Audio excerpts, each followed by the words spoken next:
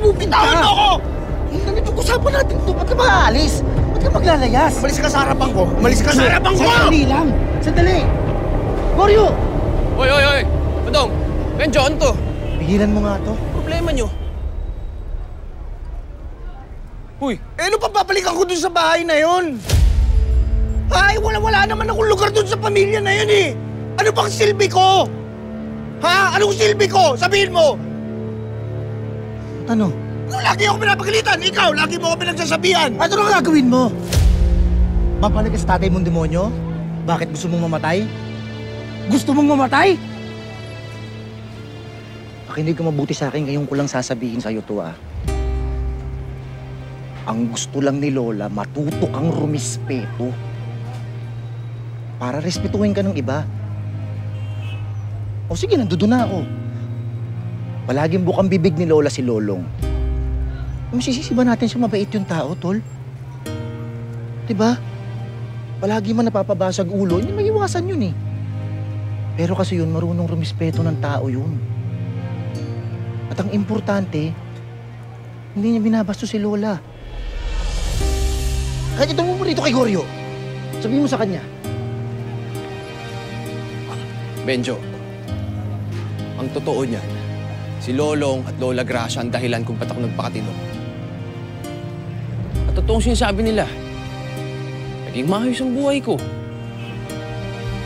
Sarap kaya gumawa ng kabutihan, huwag lang susobra dahil katangahan na yon. Ako? Akala mo ako hindi ako apektado?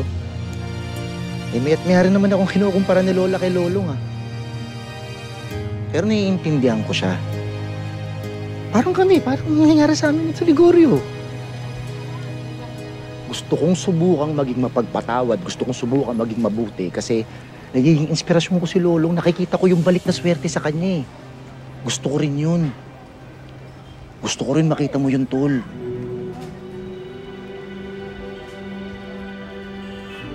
Pinagsasabihan ka lang ni Lola kasi mahal na mahal ka niya. Ha?